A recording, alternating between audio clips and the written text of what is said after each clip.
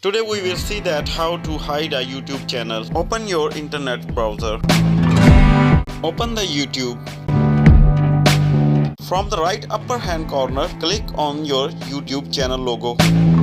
Here we have to click on the settings.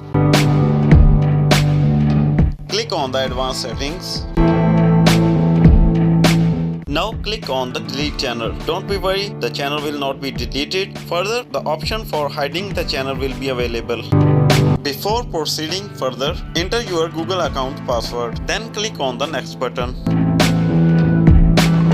Now there are two options available. The first one is I want to hide my channel, and the second one is I want to permanently delete my content. If we don't want to delete our channel, we may hide it. Here it is being informed by the YouTube that what will be made private until you re-enable your channel.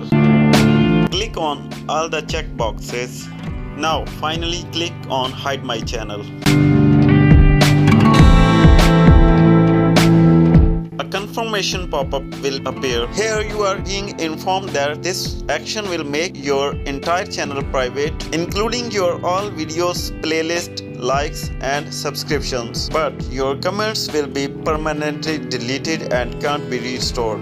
If you are okay with these conditions, then click on hide my content.